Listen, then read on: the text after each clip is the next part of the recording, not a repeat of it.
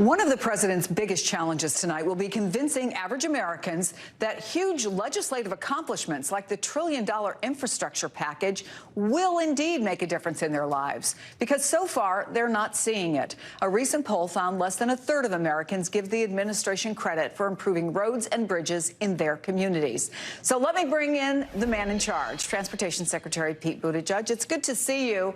How do you get people to feel good about these products and projects and frankly give credit where credit is due when they actually aren't seeing them yet?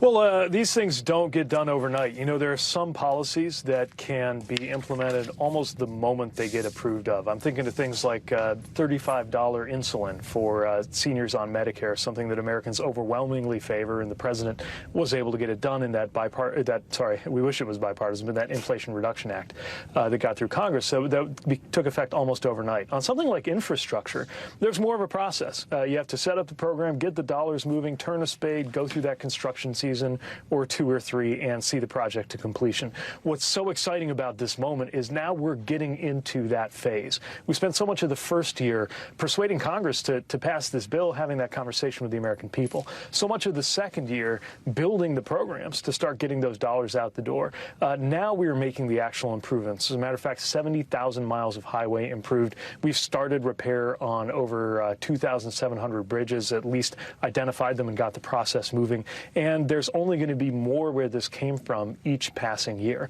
It does take a while for some of these benefits to flow through to everybody, but they're very much underway. And while there's a lot of negativity, certainly in Washington and being pushed out online, if you look at the actual results already beginning to accrue, whether it's in the infrastructure space or more generally in an economy that hasn't seen unemployment this low since 1969, the results show that we're on the right track. And I think the president tonight will have an opportunity to make the case for why we need to finish the job and not have some switch or shift in priorities toward things like the cuts that House Republicans have been talking about, but rather continue working on things that the widespread majorities of the American people on both sides of the aisle think we ought to keep doing, whether it's the infrastructure, fairer taxes, prescription drugs, or any of the other things that the president has achieved or is working to deliver. I don't need to tell you, because you spent a lot of time out on the campaign trail talking to Americans, that there is frustration out there. They feel like government doesn't move fast enough, right? They see a problem, they want it fixed. I think they're also realistic. They understand that big infrastructure projects take time. But to the point of finishing the job, what are they going to see in the short term? And what realistically can you tell them, please be patient with us, for good reason it may take 3 or 5 or even 10 years?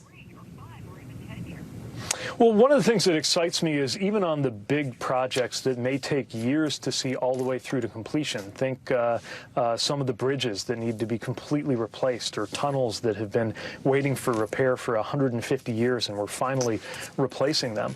Even if it'll take a few years before those projects are done, it's not going to take a few years before jobs are being created working on those projects. And that's one of the things that I think is most compelling about this bipartisan infrastructure law, whose official title, by the way, is the Infrastructure Investment and Jobs Act. In other words, there's really 2 levels of benefit that we're going to see. First, the benefit of the good-paying jobs that'll go to so many people in the hard hats doing the delivery.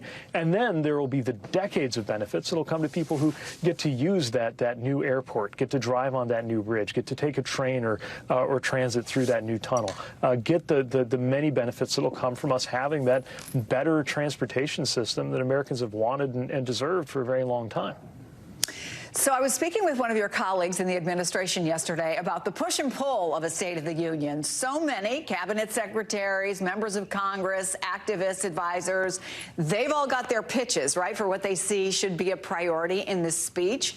If you can, take us inside. Just how many competing interests are there? And frankly, what was your pitch? So it's true. I could probably recommend 3 hours worth of high-level comments for a speech about just what has been achieved or is underway in the transportation area alone, and getting that down to the handful of sentences that the president can devote to any individual topic tonight is part of the art of what I know he and his team are polishing and refining, probably even as we speak. There is so much to be proud of from an infrastructure bill that was promised for years and years and years. You remember all the talk under the last administration about Infrastructure Week? It came and went without result again and again. This president actually got it done, and got it done on a bipartisan basis when people said that was impossible and declared this project dead many times in a row. So whether we're talking about that, whether we're talking about the work that is going on to make airline travel a better experience, we got a lot of wins in terms of the toughening up of the standards over the course of the last year, but clearly a long way to go and more work to be done to hold airlines accountable to a higher passenger customer service standard. Those are just a couple of the things I would point to just from the transportation sector alone. But if you look big picture, as Ron Klain recently put it during his departure event, if you just think about the historic terms of what this president has done, the most significant economic legislation since FDR, while managing the biggest land war in Europe since Truman, and then delivering the second largest, most significant healthcare legislation since LBJ, all while dealing with the slimmest congressional majority any new Democratic presidents had in about 100 years, going on to deliver the most significant climate legislation passed by any president or any government in any part of the world ever, just to name a few of the accomplishments. I think in some ways, actually, part of what's going to be challenging for the State of the Union tonight is to make room for dozens of achievements, any one of which in normal times would stand on their own as an almost legacy-defining accomplishment for a president. So many things that have needed to be done for a long time that make the last 2 years one of the most productive legislative periods in the history of the modern American presidency.